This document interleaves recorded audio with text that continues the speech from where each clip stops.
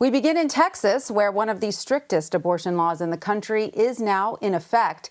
The law, known as SB 8, bans abortions after 6 weeks of pregnancy, which is a point when many women don't even yet know they're pregnant.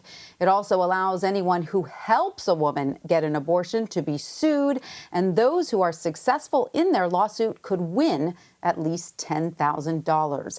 The ban went into effect at midnight after the Supreme Court did not act on a request to block it. It comes as state lawmakers set a record this year for the most abortion restrictions signed in 1 year since the case Roe v. Wade was established in 1973. Meanwhile, the Texas state legislature also approved a Republican-backed voting restrictions bill Tuesday. It is the bill Democrats went to Washington for more than a month to try and stop. It bans drive-through voting, sets limits on early voting, and provides protections for partisan poll watchers. For more on all this, I want to bring in CBS News legal contributor Jessica Levinson.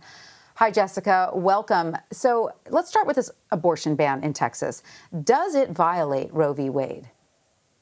It does. There's no way to square this Texas law with the two Supreme Court cases that are or were the current law of the land. That 1973 landmark decision in Roe versus Wade, where the court said that there is a constitutionally protected right for women to have access to an abortion.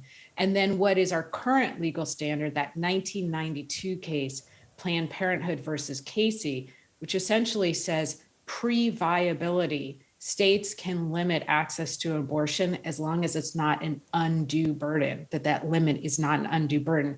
This Texas law that essentially prohibits all abortions after 6 weeks, you can't square that with our current undue burden standard. There's no way these two things can live together. And as you know, pro-abortion rights groups and providers called on the Supreme Court to block this bill before it went into effect. So, Jessica, why the silence from the court on such an important issue? I mean, can we expect to still hear from the Supreme Court on this? Maybe. I mean, I think this is one of the most extraordinary legal developments, that in a case that is probably the most controversial case in our nation's history, that we have fought so hard over on both sides for almost 50 years, that the way it at least temporarily is functionally overturned is by silence. So as you said, there was an emergency appeal to the Supreme Court.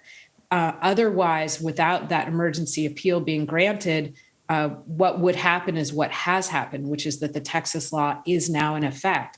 And by doing nothing, the Supreme Court wordlessly and silently, again, really functionally overturned Roe. That's an extraordinary legal development. Jessica, let's move now to Texas's election bill. Voting rights groups are threatening legal challenges. How might we see this play out in court?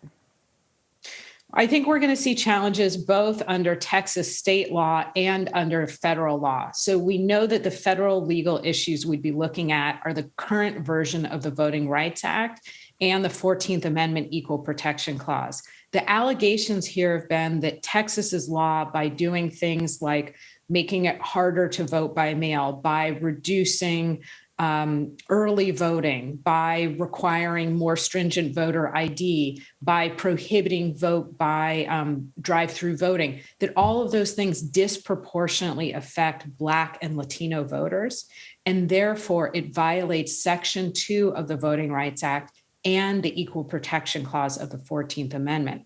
But what we also know from looking at recent Supreme Court cases, particularly even one that I believe we talked about just 2 months ago, it is really hard under this current court to succeed on those claims.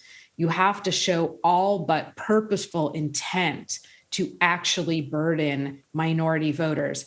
Unless you have a smoking gun, that is a huge uphill battle. So absolutely, we will see litigation, but our current framework just shows how very, very difficult it is for plaintiffs to challenge these laws. So this will be a long, drawn-out situation. CBS News legal contributor Jessica Levinson, thank you for your insight. Thank you.